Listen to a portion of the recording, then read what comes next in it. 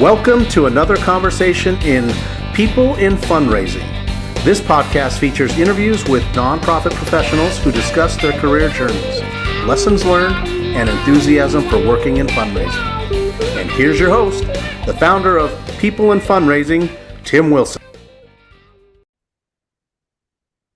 Hi, everyone, and welcome to another episode in Season 3 of People in Fundraising, a program where I bring on guests from the nonprofit sector to talk about their careers, as well as a little bit about who they are as a person beyond the role that they hold. And today I'm really excited to welcome Karrie Swanson to People in Fundraising.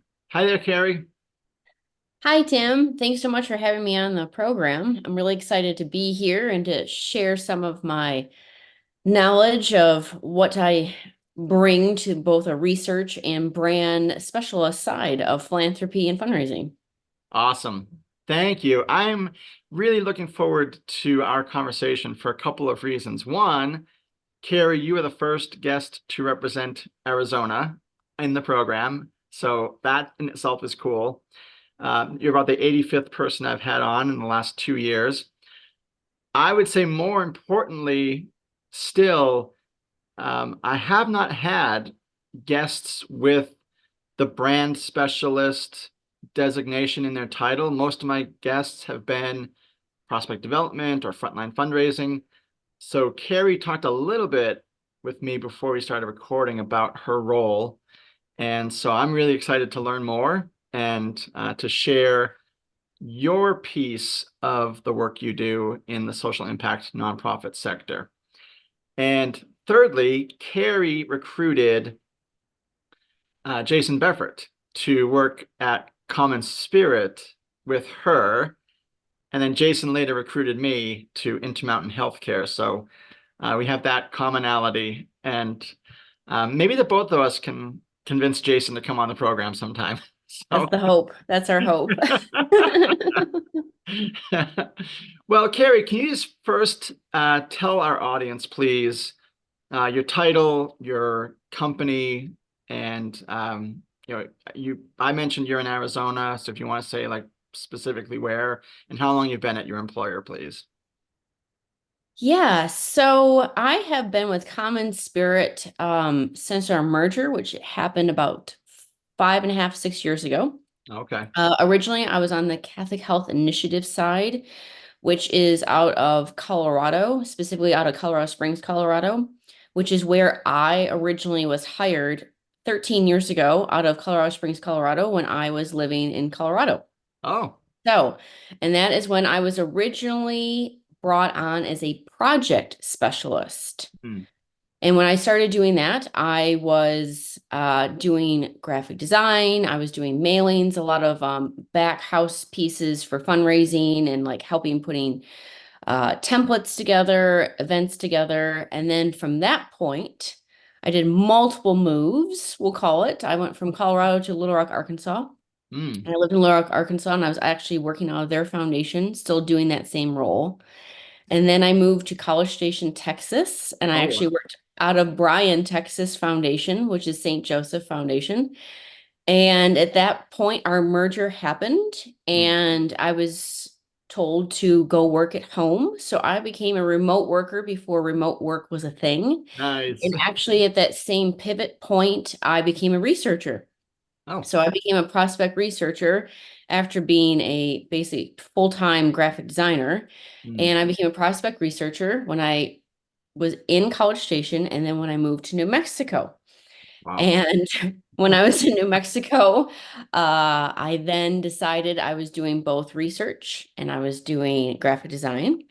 And I wanted to do graphic design full-time. And so then they allowed me to go onto the communication side, which I then became a brand specialist. Okay. And then I moved to Arizona. So, and I'm specifically in Tucson, Arizona. So I am in the more, we'll call it southern part, right by, we are about 3 hours from the border of Mexico. So, okay. Yeah, we are really enjoying Arizona. We are done moving. I am done, but I have now experienced a lot of our foundations we have at CommonSpirit and just got to feel the dynamic of even being in a foundation, which is completely different than being on the outside and just doing, at that point, doing the research that I was doing. So, and Yeah. also we'll do a side note. I am a self-taught researcher as well. Oh, dynamite. So when I was told, because when we had the merger, it was one of those, you either don't have a job or you become a researcher. I'm like, I'm going to teach myself to become a researcher. So in no training, I just dove right in and started doing research. So, Holy cow. but CommonSpirit, we are actually the largest nonprofit organization for healthcare in the United States. Wow. And these little, I guess it'd be this way, the little five is our we'll call it our motto of compassion, inclusion, integrity, excellence, and collaboration. That's what we stand for at CommonSpirit, and all of our 65 foundations and 82 hospitals across the United States. So, Whoa. Wow. yep. That is amazing. I did not Yeah. know how large a system that was. Yeah, we keep bringing on more. We even brought on Utah, parts of, there's a location that's part of Centura that's in Utah. So we're bringing on even more and more. So Okay. it's an adventure. Let's put it that way. Yes. And speaking of adventure, you have lived Colorado, Arkansas, Texas, New Mhm. Mexico, Arizona, like lots of contiguous states. You Mhm. bypassed Kansas or Oklahoma and Louisiana. I did, Drove but I through was them. born and raised in New York. So like I'm a New Yorker for 22 years. So you can, put that wherever that is too. Oh, that's amazing. Really cool. Well, thank you for sharing both um, how your role at CommonSpirit has changed over time and where you've lived. And I may have a follow-up question about that later, because I've spent most of my life in Massachusetts and in Utah for 6 years. So I love to know what makes people tick when they've lived in multiple states as well. So perhaps a curveball question later for you. That works. But my first question, which I ask every guest on the program, is Karrie, if you can talk for about 5 minutes about how you entered the nonprofit sector, please. Well, so I went to school at Rochester Institute of Technology in Rochester, New York.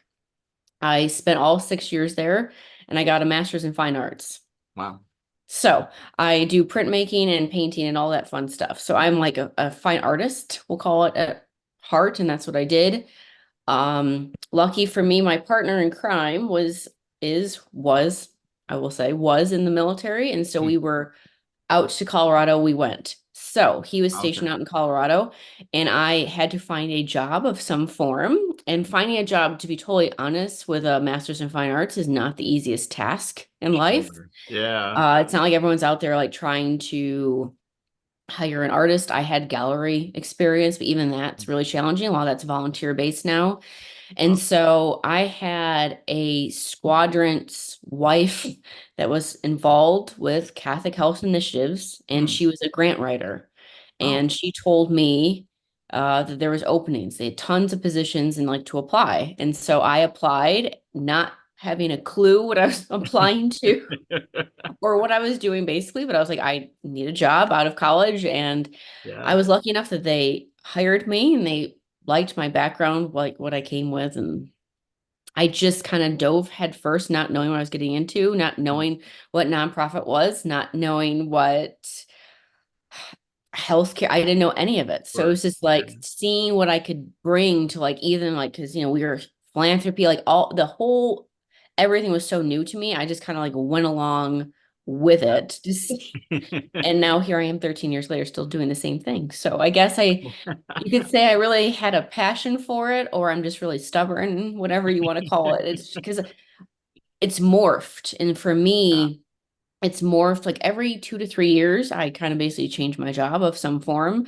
Mm. And I really like that. That's like part Yeah. of who I am. So I've really enjoyed that I've been able to keep changing what I've been doing. So Sure. Yeah. Well, I bet that may just speak to the innate creativity that you have, as an artist and the different pursuits you can do within art, but also the skills you develop there can translate into professional life too. hmm Yeah. And fundraising, that's a completely different thing. And I do it on the back half. So when you do things on the back half of fundraising, like I just see, like I put things together and make it look nice, right? Yeah. I make the event invites. I don't necessarily know what happens at the event. I don't know how much money is raised at the event, but I make the event look nice for the time being. So it's Mm, very interesting. that's really cool. Yeah. Yeah. I would love, you talked a little bit in your intro about an answer to the second question about your role as a brand specialist. So I'd love to kind of slightly deviate from that question, and maybe just talk a little bit more about examples of what you do. You just mentioned brochures and branding for events. Is there like is there a particular like runway that you need as an event is getting scheduled, that you need X amount of time beforehand to come up with all the creative content? Is there like kind of a like in prospect research, we typically say I need, 5 to 8 business days before I can turn this around. Is there any type of, runway like that in the work that you do? Oh yeah, for sure. Especially Right. like the big thing I'm doing right now, because we're trying to push, not that we're trying to push events away, but we're in the day and age, especially after COVID, that like events aren't the easiest thing to do. Yeah. And so I'm doing a lot of gift proposals. And so I'm putting together like templates that they're giving to companies and people to donate money, like our gift officers.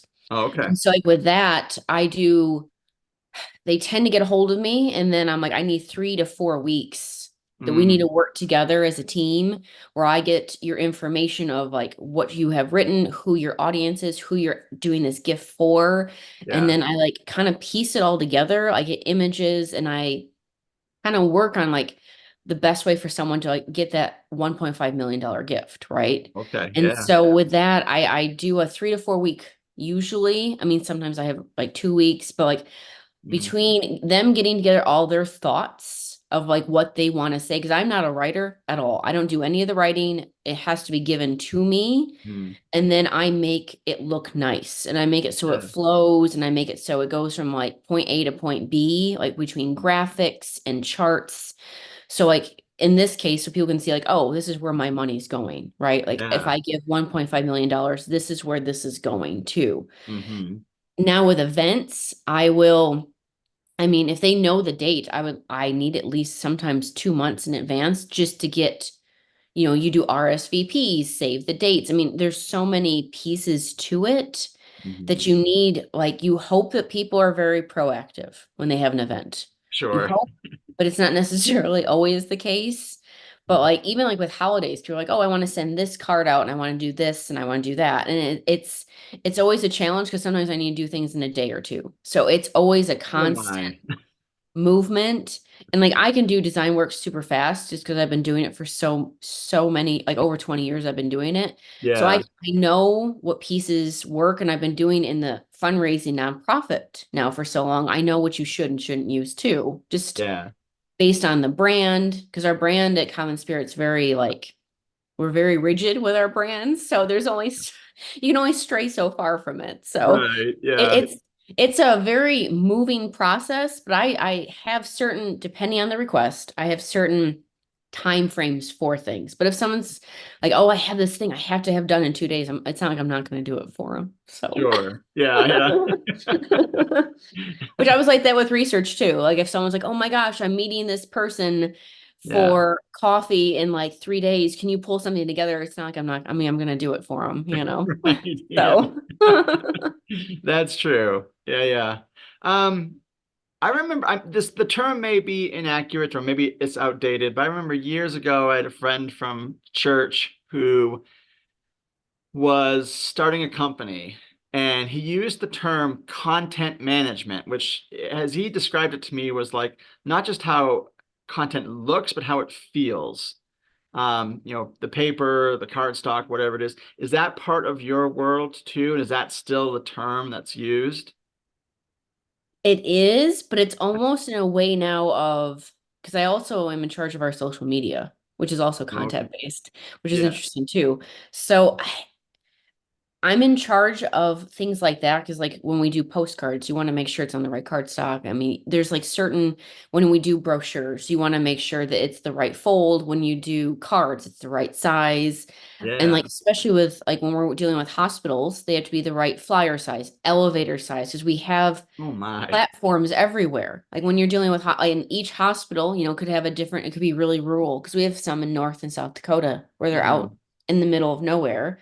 But then we Yeah. have huge ones that are like in Houston, Texas. So they're the same. They're both, ironically, they're both CHI at that point, but like Mm. their branding and their content would be completely different because they're in such completely different locations. Oh yeah. So it's like really interesting and a challenge of how one community works it versus another one for sure. Yeah.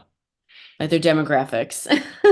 So how does that play into your preparation for the content? Like, are you connecting with people at these rural, urban, suburban facilities and saying, "Hey, would this work here?" Or how does that go? Yeah, we actually have like on our philanthropy side, we have a whole chat in Google Chat with like our philanthropy like fundraisers for each of Mhm. our locations, like some of like the one person we do like a lot of work with. Okay. And we actually like have chats about like, hey, is this something you could use? Is this something you could Mhm. need? So like for example, like we have for brand, they have a lot of approved images, for Oh, example. yeah. And they're trying to do different ethnicities, different locations, but there isn't a huge variety. And our foundations kept telling us, hey, we really want images that represent where we are. Like Arizona does not look, because we have multiple hospitals here in Arizona. It doesn't look like Arizona doesn't look like California, which doesn't look like Kentucky. Like we just have such a Right. spread. And a lot of times they tend to have mountains. They tend to have like, and like that's not what Kentucky looks like. Like they don't have like Right. snow-capped mountains like we do in Colorado. And Right. so they requested, hey, can we get a platform where we can get images from you guys? And so like we came together Yeah. as a communications team and we now have a spot where they're AI generated and they're all owned by this company and there's 65 million images for them to choose from. Oh my And goodness. I'll be like kind of helping them along to get the right brand look. And Yeah. now they can choose images so that fit their platform and where they're located. So Wow. it's like we are all partners together, Yeah. working like kind of like what is your need? We'll see if we can come up with it because we know in some of these places there's one person running the whole foundation. Yeah. They're processing the gifts, they're going out and getting the gifts, they're Mm. doing the brochures, like they're one like especially up in the Dakotas, there's like one person running and they might even go help work in the cafeteria. Like they do like everything. And so Wow. it's working and trying to give them what they can have when they don't have a lot of time to do it, basically. Yeah. Holy cow, that's fascinating. Yeah. So you mentioned, Carrie, you also do like the social media for Common Spirit too? Yes, Okay, yes. so tell us about that. What's that like? So I'm also in charge of our Facebook, Instagram, and LinkedIn page. And Wow. so I'm always coming up with content and like images for Mm. all of our pages, especially like LinkedIn. Like that's our biggest platform. We have a lot of employees that interact with that and stuff. Okay. And so I'm on there and like we always are trying to feature either like what Common Spirit's doing, what Mhm. our other alliances like More in Common Alliance, and then all of our Dignity Health, CHI, Centura, what they're all doing. We feature hospitals, foundations with like either grants, what they um, community events, and I try to like post them and include them and tag them so we have like interaction. We don't Oh, have a huge social media platform, but it's like strong enough with our employees to like really, we try to feature employees and like we try to, especially on the fundraising side, they aren't always the stars of the show. right. So like we try to highlight, oh, this person's done a great job. They've gotten this like $1 million gift. Like congratulations to them. Or we'll Yeah. even do each year we do it's called the Phillies and it's this whole like awards and we do like top foundation, top like fundraiser and like we Oh, like to highlight people, that have yeah. done really well in the past fiscal year. So like we try to, you know, kind of encourage people and all that. And so like our social media is a way of encouragement and like bringing Mm. positivity to like our employees and whatnot. So It's So interesting cool. and a challenge because social media can be rough, right? Yeah. So, Oh like we yeah. aren't on Twitter anymore. Like there's just certain platforms like we focus on more than others because of just the nature of what it is. So, Sure, that makes sense. yeah. Holy cow. I've actually been talking about thinking like it's the largest healthcare system in the country.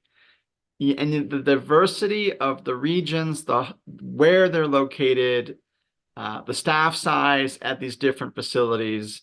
You mentioned 65 million images. Like, Mhm. Oh yeah. I mean, how many people are brand specialists? Like, is there a Oh, just me. just Well, so you? yeah, so here's how, so we are like, I'm part of the CommonSpirit Health philanthropy team, and there's 38 of us. Okay. Within that 38, there's there's three researchers. Hmm. And then like we have a comms team where it's me and then two other people. Then we have like Okay. a grants team, an IT team. Like we have like little tiny teams with like little tiny groups of people. And we're Yeah. like small but mighty, but like we are in charge of all the philanthropy and fundraising for like our foundations. So Okay. like Yeah. I'm the only brand specialist. Technically, I don't even know there's another brand specialist title within CommonSpirit because is a brand team.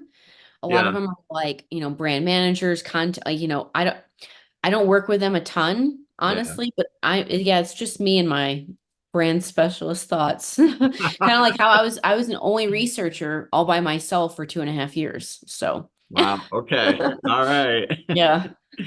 Are there organizations, conferences that are, maybe a little bit writ large for brand specialists in nonprofit, or maybe specifically brand specialists in healthcare nonprofit? I mean, the one thing we have is AHP, which is the Associated of Healthcare and Philanthropy. So like we're Yeah. really involved with that. Yeah. And they do a conference and they do awards and all that fun stuff, like 40 under 40 and whatnot. So we're really involved with that. Obviously, when I was on the research side, I was involved with APRA, Yeah. but like as far as a brand specialist, I mean, I personally am involved with like a lot of graphic design things because that is what my background, like I do, that's what I know. So like I'm personally involved with like knowing more about graphic design conference and like Mm. that platform. But as Okay. far as like probably like my brand specialist, we'll call it like title, there isn't a whole bunch Okay. out there. But yeah, the Yeah. Associated for Healthcare and Philanthropy is our AHP is that's our biggest supporter, we'll call it. Sure. Yeah, that makes sense. Yeah. Wow. Wow. Man, I feel like I could take another hour to ask unscripted follow-up questions, which is the beauty of having a guest on that doesn't represent the sectors that I've traditionally interviewed. So thank you for bearing with me, Karrie. This has been fascinating. Oh yeah, I'm being of the creative background, I can whatever question you ask, I'll come up with something because I'm kind of like an ad libber. So that's what made me a very unique researcher. Like I wasn't like the type that like would stick to like, oh, it's you have to do A, B, C, D. And I'm like, well, what if Yeah. I do like E and F over there too? Because I'm like all over the place. Well, that's a Uh, nice segue to my third question. So, you've touched on it earlier, and I put together the question about drawn from your LinkedIn, where you have experience in art gallery installations and exhibits. You mentioned prospect research, archives. You certainly mentioned graphic design and branding. Um, and as I put the question together, I hope I was portraying it correctly, but it appears to be maybe a cross between the right brain, left brain thinking, like the creative side of a lot of the work I just mentioned you've done, and then prospect research. There's processes as you talked about, maybe an art and science feel with creative outlets and such. What has that balance been like for you in your career? Because as you talked about it, you've earned your master's degree, you were doing more art focused work, then you had to keep a job, go into prospect research and learn it all yourself, and now you're into the brand. So if you can just talk about that balance over your career so far. I mean, I don't know which side it is, but I'm a very art shifted brain. Yeah. Like the idea of doing math and like writing is just not who I am. But I do enjoy like the sciences, and this is what's really interesting.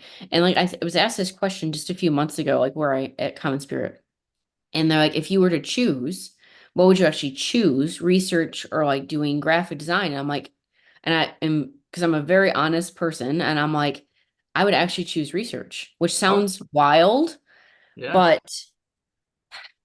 I love doing like I was a fine artist, which is not quite graphic design. I mean, I didn't go to school for graphic design.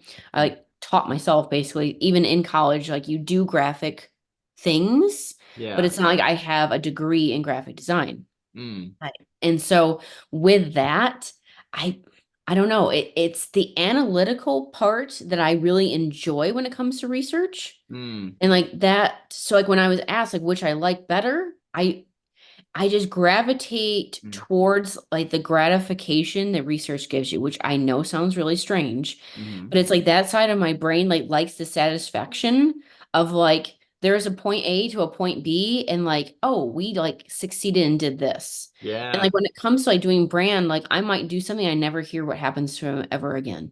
Right. Oh, Like sure. I might do this huge like proposal to a really very famous person for millions of dollars and I never hear what happens to those millions of dollars. Now, Right. when you're like with a researcher, somehow it just like we had like this system where it's just like I just knew like I would give like my research reports and like I'd find out what would happen. Mm. Maybe it's our Yeah. databases, maybe it's just how like things worked with that. I don't know, but I kind of like seeing the end result, right? Sure. And so it's just, I don't know which side of my brain, I guess I use both sides of my brain at that point because I'm like, I really enjoy, I love doing the art. I love doing the graphic part. I mean, if I could, I would go work in an art gallery, but it's very, like, again, it's very challenging. Like they either want you to open your own, which that's next to impossible, or it's all volunteer based. Like here in Tucson, we have 6 art galleries, but all of them is either run by students at our university here Oh, or it's volunteer based. I mean, it's not like you can just I can't make a living doing that. I love it. right. I enjoy it, but it's more of a passion, and Mm. that's what I see. Like I find the art side is my like passion, and I really enjoy it, and I immerse myself in it. And there's Yeah. a part that I love the research. I just Yeah. there's just something about it that it's just really really satisfying, and I don't know. It's hard to describe, but it's Yeah. the satisfying part is that research, like the analytical part that I've done that I really Definitely. enjoy.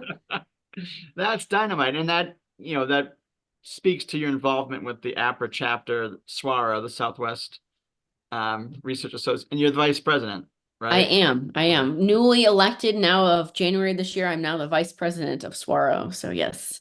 Congratulations. Yep. I've moved up from doing New Mexico, bringing people from New Mexico, and then I was the communications chair, and now I'm the vice president. So Wow.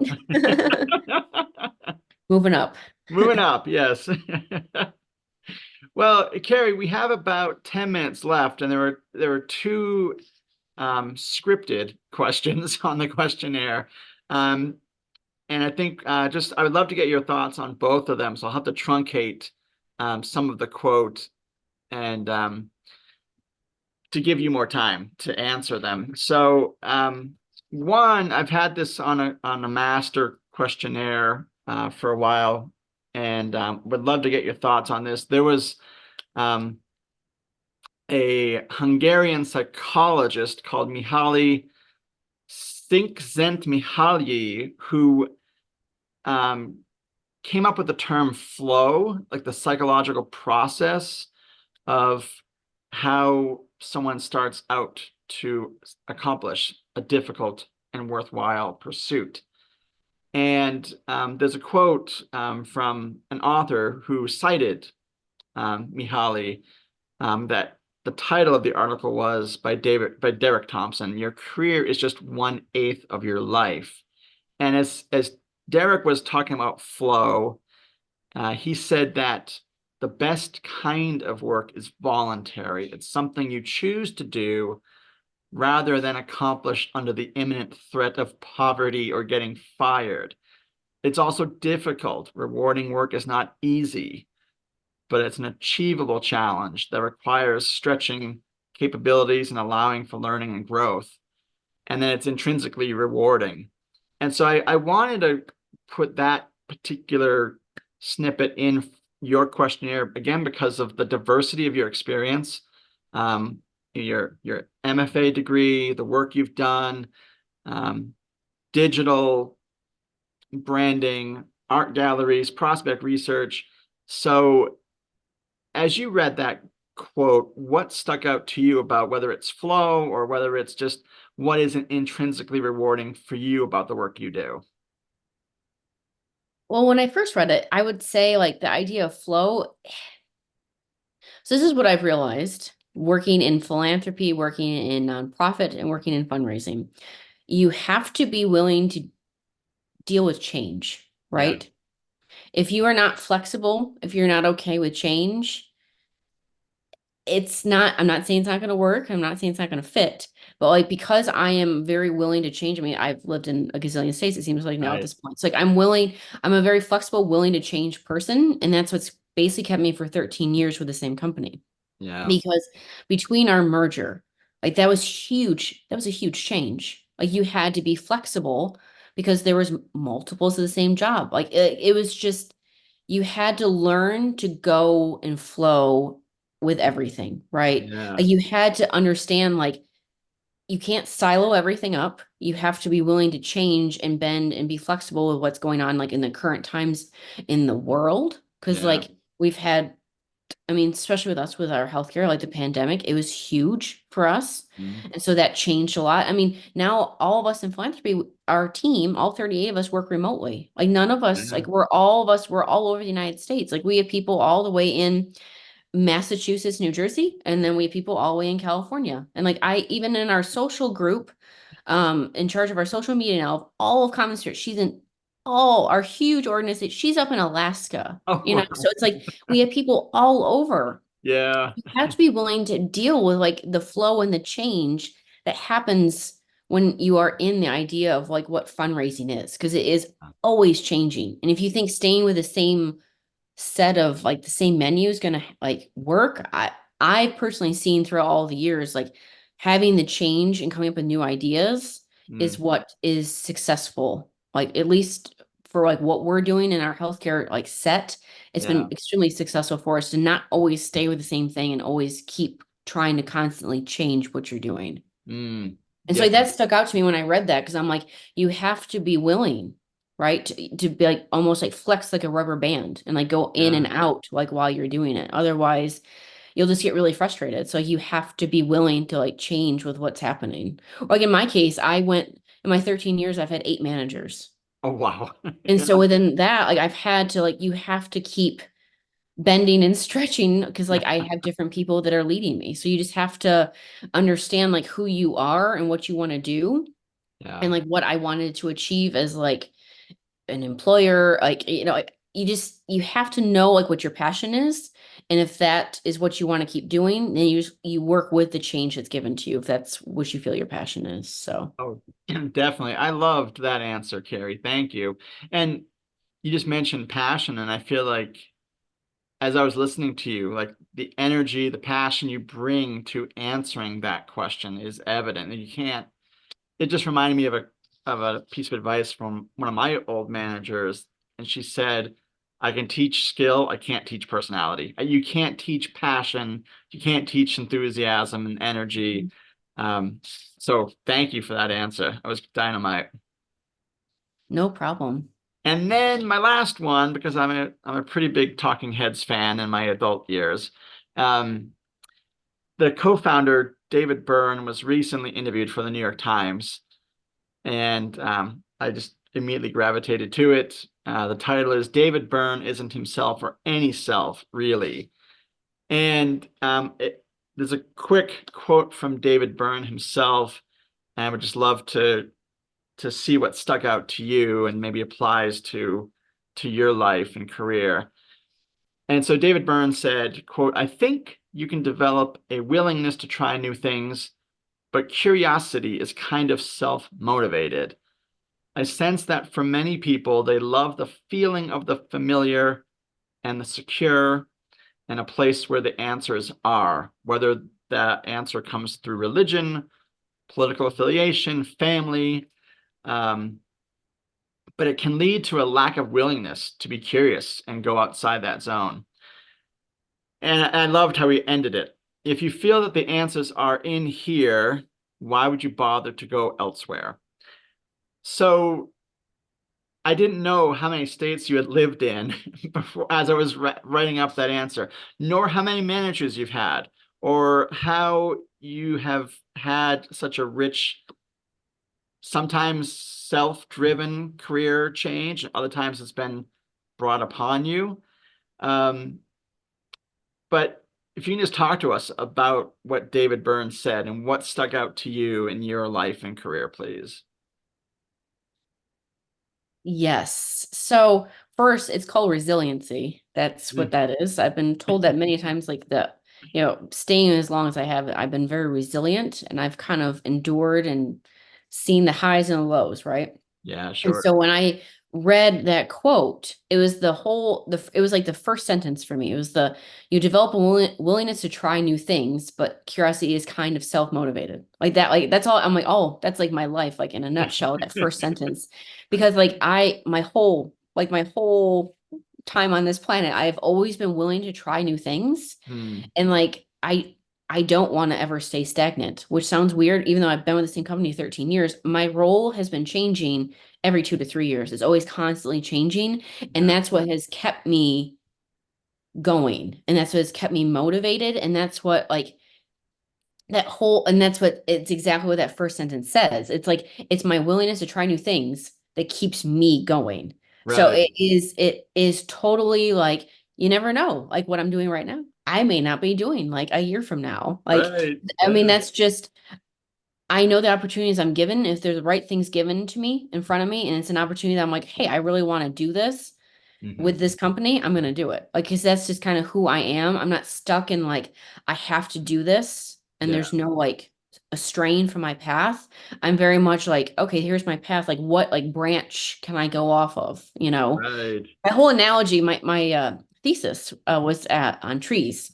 My Oh, whole like analogy is on trees. I did prints of trees and like that was huh. like my thing. And like trees are like the perfect analogy because I'm like, you can be the main stalk, but I'm like, you have to branch off in order to be successful in Oh, some way. And so I always look at like even my career has been like a tree. Yeah, like, I've been the same trunk the whole time in the same company, but I branched off so many different ways. yeah. It's made me that willingness to try new things because that is just and that's why I think a lot of people are like scared to do, but like for me, like I like dive in like head first. So like when I read that quote, I was like, that is like so me. Like I completely like resonate with that. So Yeah.